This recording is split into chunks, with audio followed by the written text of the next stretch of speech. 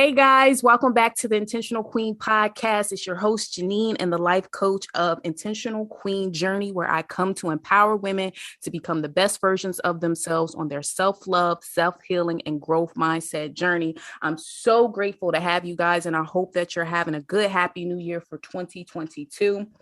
And what I want you to do, guys, is I want you to go back and I want you to screenshot listening to the podcast and tag me at Intentional Queen Journey on IG, because when you do that, it makes the reach go far. We've been doing so much on the podcast where I have been talking about teach people how to treat you, knowing your capacity, knowing your worth, betting on yourself. I did a whole podcast episode on the glow up tips for 2022 and how you could be hidden in plain sight and how God can sometimes keep you in a season, in a reason, and a place for something or someone to bless and sow into them just for that time period. So just make sure that you guys are taking care of yourself. But before I go any further, I have a special guest with me today.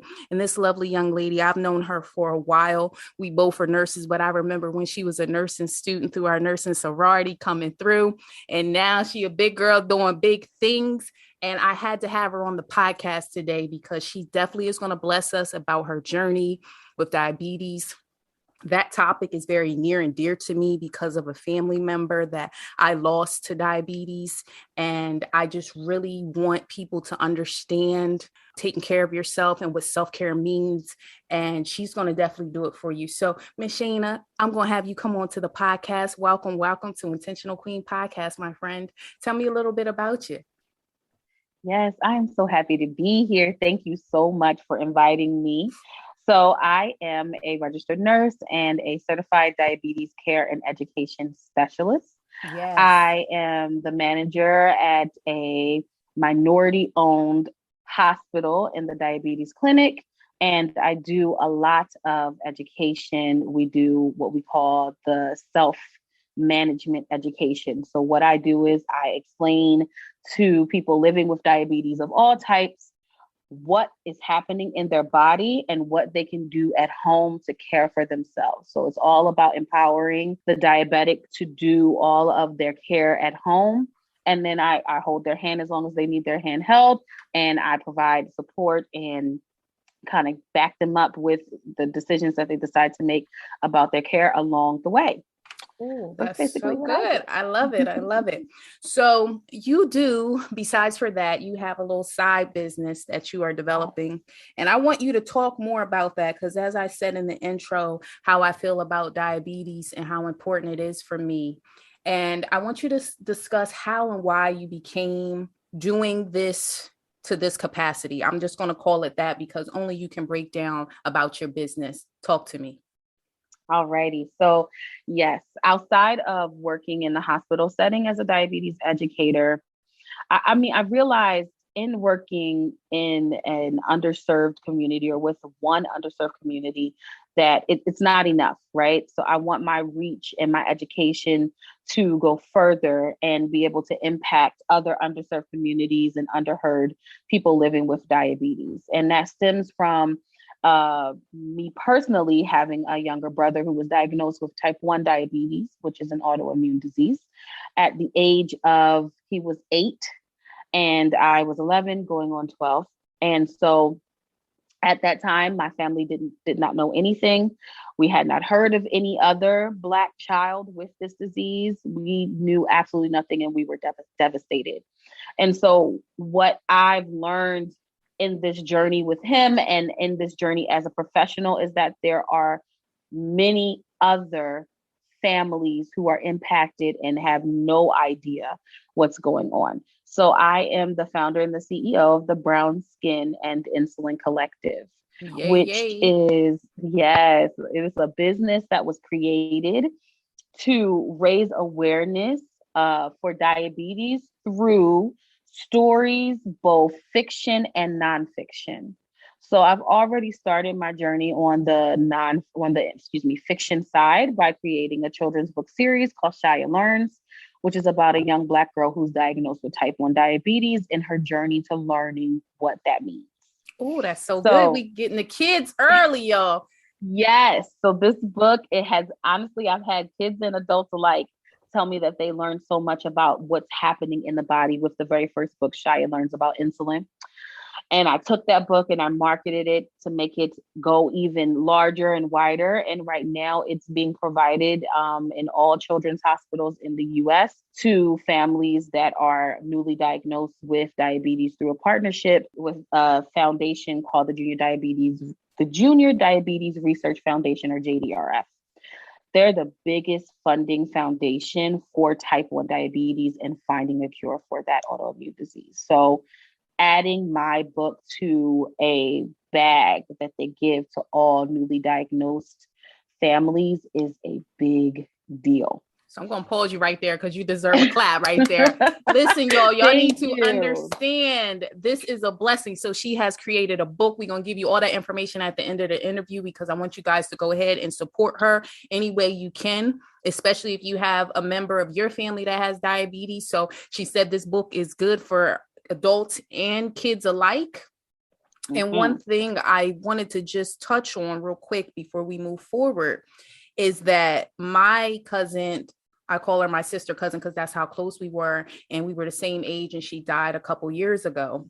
And I talk about her on the podcast because when I was in nursing school, and you know how we have to always pick a disease to look into, and nobody in my family had it. Nobody really knew what juvenile diabetes was. I remember when I was younger with her, we were riding bikes and then she had frequent urination, frequent thirst, all that stuff. And I went to my mom, I think we were like preteens, and I'm like, something's not right. We drink some juice and then we go out and ride bikes and we come right back because she got to go to the bathroom. And they took her to get diagnosed. And when they took her to get diagnosed, that's what it was. And it was a little bit devastating for my entire family because we didn't know what it was. We didn't know how to help her. The food situation was a whole big to do because, in our culture, we eat differently. And so changing eating habits was a big thing. And also helping her not to feel alone in her journey because she didn't really know anybody else who had it.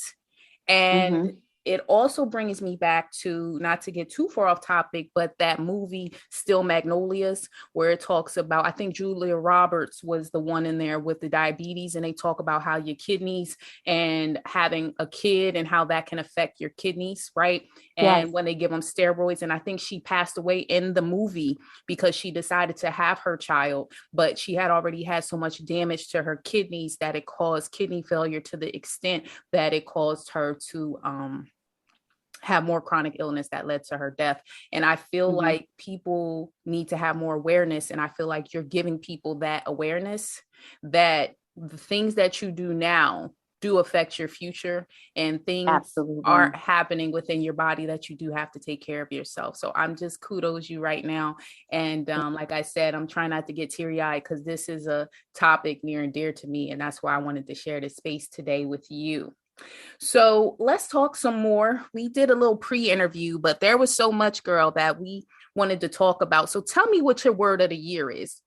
My word of the year is boundaries. 2 snaps. Boundaries. Okay. So important, I think, in the startup of this business and being so passionate about diabetes education, and also now working. Just to give a little bit of background, I went from working in a hospital setting where I was the minority, right? So I was the only African-American diabetes educator and nurse in my clinic. And a lot of the African-American children and families that came in kind of were like, it was like a moth to a flame. They were all trying to come and see me because I understood them in a way that the other clinicians did not. They identify with you. They identify with me, and I made sure that they received the same quality care and resources and technology as others. And in doing that, I realized that I could be a lot more beneficial in a space where maybe I wasn't the minority, but I had the experience and access to education and knowledge of this technology enough where I could go into working in a clinic where we see majority Black people, and I'm working with majority Black people. Like all my coworkers are African American, and in that, my passion revved up for 2021. Like I was on fire because I realized that I can really help in this community, and I want to do everything I can possibly do. And so I took on everything, and then started my business, and I took on everything. And then my book was added to JDRS Bag of Hope and shipped around the US. And so I said yes to every interview that came as a result of that merger. So I have been completely boundaryless for over a year now. But now, let's do that one more time for the person. But now, I am going to work on setting very healthy boundaries so that I can continue to effectively care for the communities that I'm trying to reach. I cannot pour from an empty cup. And right now this cup is running low. All right. Listen, low right now. I totally understand that. Evolve is my word for the year. In the past, my words was pivot and peace. And this year I felt like it was evolve because it's a transformation that's happening even in my own business. And I understand when you say you work full time somewhere else, but this is like your baby on the side and how you transform, but you also have to have boundaries and self-care. And so what I want to talk about more, because self-care could mean so many things for different people, but I want you to tell me, because this podcast is about self-love, self-healing, and growth mindset. So one thing you talked about with your mindset is boundaries. And that comes from your thoughts, right? Feelings come from thoughts of what you want to do. And you said, Janine, I want to go ahead and I want to create healthy boundaries because I want my cup to be filled back up. I want to have the capacity to birth this baby that you're already doing and just go ahead and nurture it the best way. So what does self-love mean to you? How do you feel like that shows up for you now as you're moving forward in your personal life, in professional life? That's a great question. I think there was something that I read back in 2019, maybe, that said, and when I ask you to list the things you love, how long before you name yourself? And I realized that I had been functioning in a place where all of the things and all of the people that I loved were higher on that list than myself. I never even thought about adding myself to the list. And I feel like my success started to manifest once I put myself as number one. So when I became number one on my list of things that I love, everything else started to fall in line. I, met a man and I'm in a relationship now with a person that mirrors the love that I have for myself. So because I carry myself with such a high esteem, he does the same. He knows he can't have steps. He's got to come stepping because I'm stepping for myself, As far as my business, I feel like I am seen as one woman said, "You're a powerhouse," and I think that they see me as being confident, and they see me as doing all of these things in a way that I feel like I know I can accomplish them because I love myself, right? And God doesn't give me a vision without giving me what I need to make that vision come to life. But I've got to have faith. Girl, you a giraffe out here in these streets. Y'all know that's what I say now. Yes.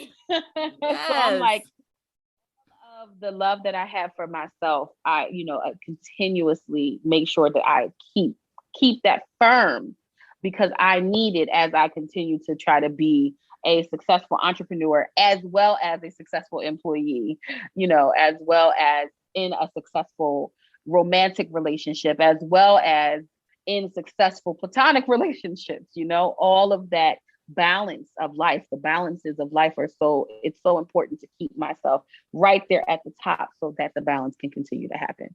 So, I love that. I do want you to say it one more time. What was it that you read? Say that statement again. It was so good. I read, and if I ask you to list all the things that you love, how soon would you name yourself? That's so good, guys. I want y'all to go ahead and think about that. That's a question that I want y'all to answer, because that is key. And that goes back to your capacity to hold, as we talk about, but also teaching people how to treat you. But self-love is just, it's cliche to hear, but it's so important. I feel like you fully can't love people to that level unless you love yourself to that level. And I heard you say, even in your personal or romantic relationship, when you come into something whole and you know your value, you know your worth. Me and my brother did a whole series on that, talking about true presentation is not always the true representation. And we talked about self-value and self-worth. And I think you talking more about your business, it brought me to imposter syndrome, and how you said that you have confidence and you know. And I feel like sometimes as we birth these new ventures and we have vision, sometimes imposter syndrome does creep in a little bit. And Miss Terry Huggins Hart talked about that. And then just knowing who you are. So when they say you're a powerhouse and you're confident, that starts from knowing who you are, knowing your worth, and knowing your value. So, and standing on that. And I love how you did that. And I see God first. So I love how you bring him in too, because people just really don't understand when things get shaky and they get rocky, that's, you have to lean in on something. And I lean in on my faith. Oh girl, that's so good. I tell you, I remember, because prior to me even starting this journey that I've embarked on now, I had severe suicidal ideation. I had moved in 2015 to Los Angeles so that I could be far enough away from my family to take my life. And they did not know. So I got a job, everyone. I'm going to start a job. But really, I was going to get far enough away that if I decided that I was going to take my life, I could do it without someone being there to stop me. So when I was on that plane and I was transitioning to Los Angeles, I cried the entire time. And I remember the woman sitting next to me grabbing my hand and saying, "It's going to be okay." And I remember thinking to myself that this journey that I'm about to start is one where I am going to either not live this life anymore or change my life to one that I want to live. And in that moment, I realized, as soon as I got to Los Angeles and I saw all of the different hills and just the beauty of the land, and I felt the fresh air, I felt a refresher, renew that God was giving me, that in this time, I'm actually going to equip you with what you need to change your life to one that you want to live. And it's then that I worked as a regular bedside pediatric nurse. And 3 months into me working at bedside, there was a woman that came to teach us about diabetes. She came up, "I'm going to teach you, I'm a diabetes educator. I'm going to teach you guys about how you care for our diabetes patients on your unit." And when she was done, she walked out into the hallway and I said, "I'm going to go to the bathroom." And I chased her. I ran after her and I said, "Please, I love diabetes. Can you mentor me?" And she said, "I'll do you one better. I'll get you a job in our clinic."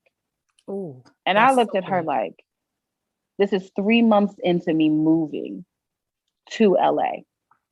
So I'm like, just like, okay, I'm gonna keep trying, God, but boy, I tell you, I'm tired. I had took pills with me. I was ready whenever, but God, I'm like, all right, I'm gonna try this. And in 3 months of me working as a bedside nurse, I went into the diabetes clinic.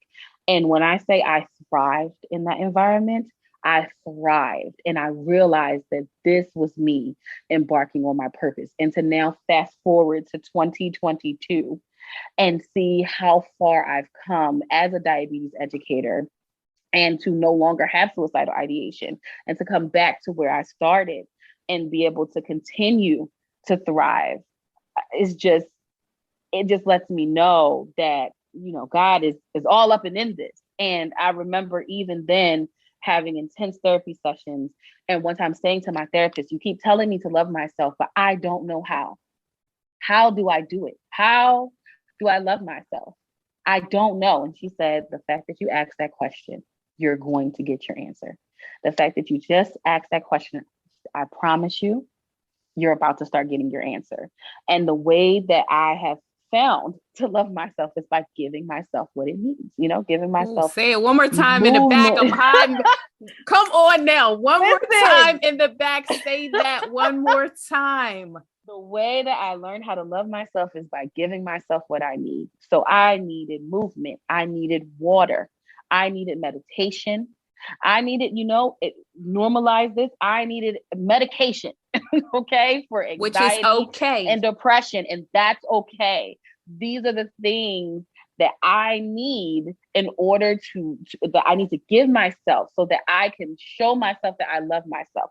And when I started doing that, it took it up a whole nother level. I had already had so many major blessings, but now it was like, now that you put in the work for yourself, now I'm going to turn it up.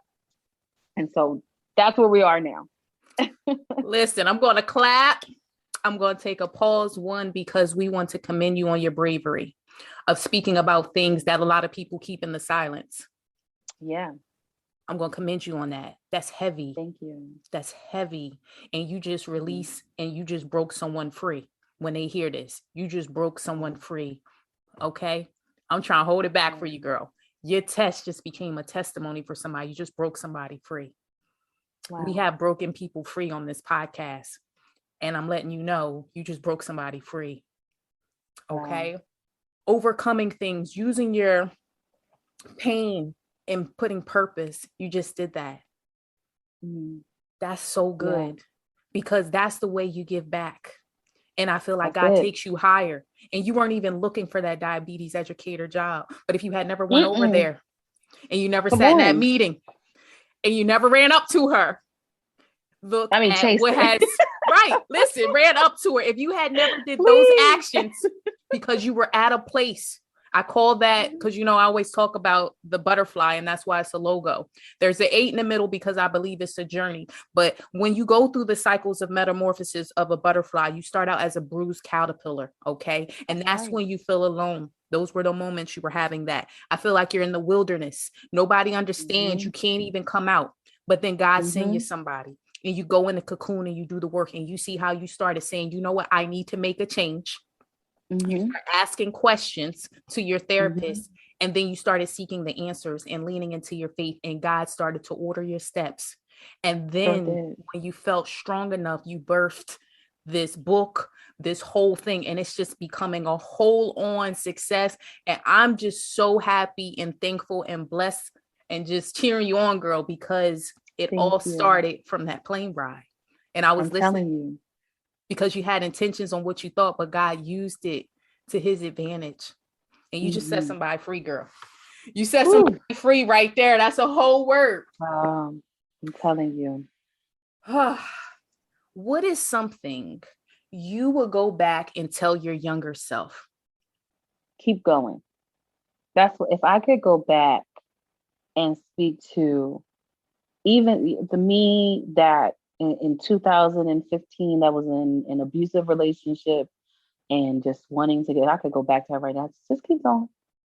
I know you can't see it yet, but you're going to get here, Because consistency is key. And keep going. Trust the process. Go and trust it. You're going to be all right. It doesn't. When I tell you it did not feel like it did not feel like it. It just was like, oh, this is too heavy. This is too much. Everything is too much. I can't do this anymore. And if I could just go back and just say, just keep going. You're going to keep going anyway.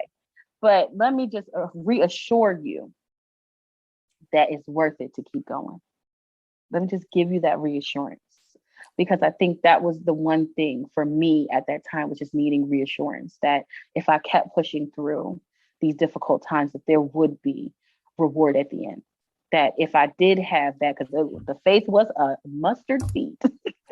Mustard seed, girl. Say it one more time. What was the faith?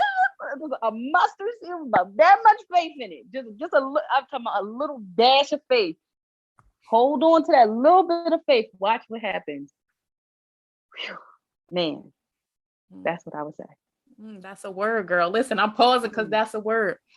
Yeah. So now I'm going to say, is there anything else you want to tell the intentional queens before we get into your closing and getting into your contact information? Well, from a clinician standpoint, when you're getting your annual physicals by your doctor, please ask your doctor to take labs and check your hemoglobin A1C. What is the normal values? The normal value, right? So an A1C less than 6.5% is considered normal. When you are at that 6.5% or higher, then you are considered diabetes. Excuse me, let me actually go back. Let me say that correctly. An A1C up to 5.7% is considered normal. 5.7% to 6.5% is pre-diabetes.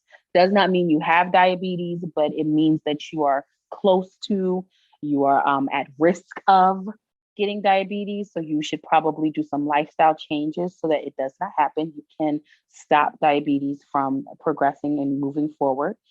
And then an A1C of 6.5% or higher is considered full-blown diabetes. The thing is, we get annuals done, and a lot of people do not get their A1Cs checked. And so then they pull out the statistic that 1 in 10 people have diabetes. And of that 1 in 10 people that have diabetes, 1 in 5 don't know that they have it. And since COVID has started, it's looking like that 1 in 10 have diabetes is changing to 1 in 8. So It's becoming even more prevalent because of COVID, people sitting at home, not exercising and eating, more unhealthy things. So one thing from a clinician standpoint is go get your hemoglobin A1C checked.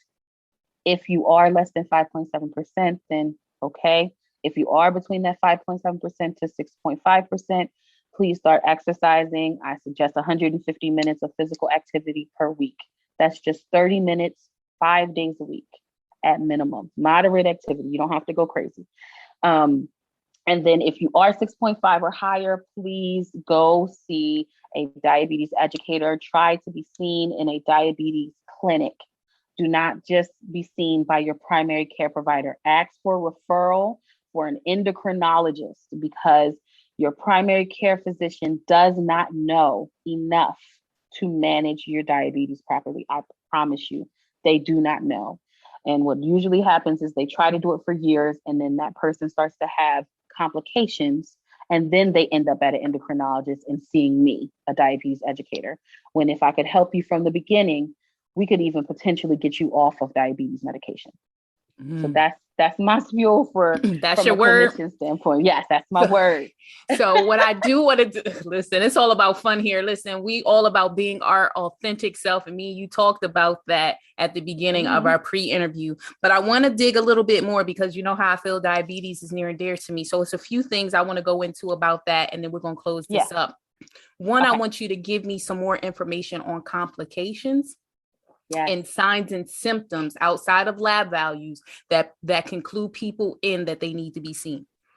Very good. Absolutely. I would love to do that. So when we talk about diabetes complications, most people think about the movie Soul Food where Big Mama had to get her leg cut off and get it amputated. I want everyone that listens to this to know you do not have to have a leg amputation.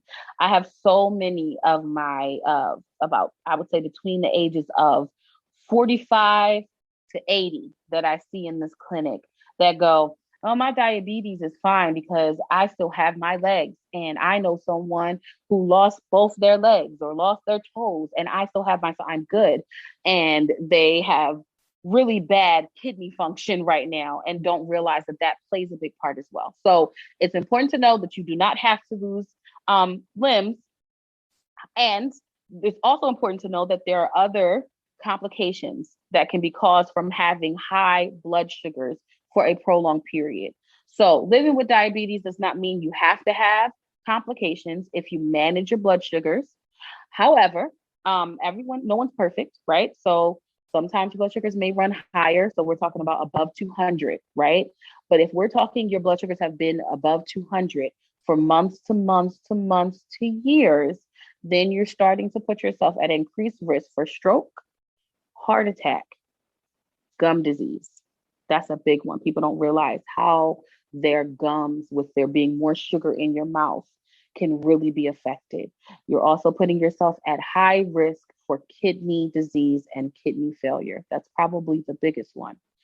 Another big one people don't realize is that you can have loss in vision, loss in eyesight. A lot of my younger group, I would say 30s to 40s, that have type 1 diabetes, the autoimmune version where their body does not produce any insulin, they're losing their eyesight. I mean, completely losing it because they're not giving themselves insulin from the outside at all. And so they come in and they don't want to admit that they cannot see, but I can tell. Like, I know you can't see me. I know that you're not seeing things. They're running into walls and unwilling to even get a little, the stick to kind of help them and guide them because they're young, but you can lose your eyesight. Okay. So those are your like chronic from having prolonged, like having a blood sugar for high for a long period. But there are acute things too, right? And so that goes into signs and symptoms. So signs of high blood sugar, if you are not diagnosed with diabetes, are the same as the acute signs that your blood sugar has been running high if you do have diabetes. So the first thing that triggers is an increase in thirst. And the reason why when your blood sugars are high, you become more thirsty is because if there's more sugar running around in your bloodstream, it can make your blood thicker. And so the body tells us to drink more fluid to thin out our bloodstream again. A lot of people, however, drink more juice. And so what you're actually doing is adding more sugar instead of thinning it out. So that's your number one sign there. Increased urination happens because you are drinking more, but also because that's the only other place that the body can get extra sugar out, which is why there's an increased risk for kidney failure because our kidney should not be filtering sugar. But that if you're urinating a lot more, it's because your body is pushing that sugar out in your urine. Okay. The other thing can be increased hunger. The concept that food is fuel comes from the idea that when we eat food that has carbohydrates, the carbohydrates in our food get broken down in our stomach and turn into sugar, and that goes into the bloodstream. Even though someone's blood sugar is high, what's supposed to happen is that insulin comes in and moves that sugar into our cells to give ourselves the energy that we need to do all the things that we do. But because that sugar is not moving into our cells, our body feels like it's being starved because we get our energy from the food. So if I'm not getting the energy, then you're not eating enough. And so your body may trigger you to eat more. A lot of people don't realize that one. And then the final one is tired, which makes sense, right? Based on what I just said, if you're not getting the energy that you need from the food that you are eating, even though you're eating, you're going to be tired. So a lot of people have more naps, they're sleeping more. Those are going to be your first signs, and also could be your acute side effects of having higher blood sugars. I got two things here. So I'm a nurse anesthesiologist in my day-to-day. So I do a lot of pre-ops with my patients. And one of the things on their H&P is, do you have diabetes? And they always ask me, and I always have to dig a little bit more into, but you're the specialist. So I'm going to go ahead and play as a patient. And I want you to give me a response that you would want me to say or that you would give your patients. Okay. A lot of the times I get, well, my blood sugar is good today. Why do I need a hemoglobin A1C? So what's the difference between getting your fasting blood sugar checked daily, right, versus the hemoglobin A1C? Give us the difference. I know the difference, but I want you to break it down for the intentional queens. Wonderful. Yes. So hemoglobin A1C is an average blood sugar over the past 3 months. So every 3 months, our red blood cells refresh. And so this lets us see during that refreshing how much sugar was attached to the outside of those cells instead of going inside to give the body the energy that we need.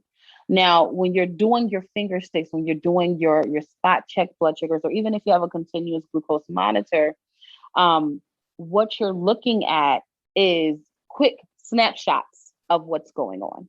So someone may have one good day, but if the month before they were running in the 300s and 400s, that's important to note, especially if they're getting a procedure done, because you want to make sure that they're at the healthiest space to heal.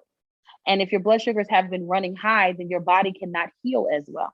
2 snaps. Come on now. Okay. So a lot of people even with something as simple as getting tooth extractions, you just want to make sure that the glucoses have been running in a safe space for the body to heal properly. And so that's why it's important to, yes, check your blood sugar because, and I tell this to my patients all the time, because they're like, well, if you're going to check my A1C, why do I need to check my blood sugar at home? Well, because you won't see me for another 3 months. But if you notice for a month or even 2 weeks that your blood sugar is running above 200 all the time, or every day after dinner, every day after lunch, you can reach back out to me so that I can help you change your insulin doses, or we can talk about lifestyle modifications so that your A1C will be lower and your blood sugars get fixed sooner. We don't want you to wait 3 full months and have high blood sugar for 3 full months before you fix the situation. If you know ahead of time, you can fix it then, right? Like, that's so good. And this is so another important. thing. What's the difference between type 1 and type 2 diabetes? And sometimes type 2 diabetes say, well, why do I got to take insulin? You know, they have some new insulins that the type 2 can take. So give us a quick rundown on that. Don't make it too deep, because, you know, some of these people ain't ready for it all, but we just gonna piecemeal them so they can have some education. Come on. Oh, yeah. So I'll just make it, very simple. Type 1 diabetes is an autoimmune disease. So what that means is that the immune system made a mistake and attacked the cells that produce insulin in our body, the cells in our pancreas. And so, how we can find out if someone has type 1 diabetes is by checking them for antibodies, by checking their body to see if there was something that was produced to attack those cells that create the insulin. So once those cells are attacked, we can't give them back. And right now we're hoping for a cure one day, but they cannot reproduce, and we can't give them back. And eventually they all fizzle out. So the only treatment for type 1 diabetes is to give insulin from the outside, because they make none on the inside. Type 2 diabetes is not autoimmune. The body still has the cells that produce insulin. It's just that the insulin that's being naturally made is not being used properly anymore. So insulin, we consider the key to unlock the cells to open, to get our sugar inside for energy. But it's like having a key to the back door and you're at the front door. So even though the body's producing the insulin's not opening up our cells the way it's supposed to. So it causes the high blood sugars to happen as well. So that's the major difference. There's a lot of lifestyle factors, more so with type 2 diabetes than type 1, that can cause it. So sedentary lifestyle, eating unhealthy, not exercising will all increase the risk for having more insulin resistance. Oh, that's so good. That's a short one. Yeah. I think you gave a good summary on that, because with us both being nurses, we could talk about this all day, because we were trained on this, right? Yes. So what I want to do as we're wrapping up is, one, I want you to get ready to give us where we can find you on social media. Tell us that website and tell us about the book so we can go ahead and support you. Okay, great. Yes. So you can find out more information about the Brown Skin and Insulin Collective at www.bsicollective.com, or you can just put in www.shia.learns.com. They route to the same place. So either or, and there you will find more information about what I'm doing next. So I've already tackled fictional stories. I am now preparing to tackle nonfiction stories through a documentary called the BSI Project. So if you'd like to help make that dream come to life, you can give funding towards my campaign so that we can bring that to life. You can purchase books on that site. So the Shia Learns books, there's 3 different books in the series. 2 have published. So Shia Learns about insulin, and then Shia Learns about diabetes care. The final one, Shia Learns about type 2 diabetes, is almost done. It'll be here in March. So that will all be on the website to purchase. I do not sell my books on Amazon. I believe in full ownership. And so the only way you can find the books is on that website. I love it, love it, love it. So we're going to get ready to wrap this interview up. We are so thankful to have you on the podcast. So Queens, let me go ahead and give you all the rundown. Y'all know y'all can follow me at Intentional Queen Journey. Definitely reach out to her, go to her website, support her business, whether you donate, whether you buy a book, whether you share it with someone who needs to hear this information. We are definitely out here trying to have iron sharpen iron, and we're educating each other on self-love, self-healing, and growth mindset. And so my social media as well is www.intentionalqueenjourney.com. You can go ahead and subscribe to the podcast. When you do that, it makes the reach go far. Always say, level up your intentional queen to a better you. And I'll see you guys in 2 weeks. Bye-bye.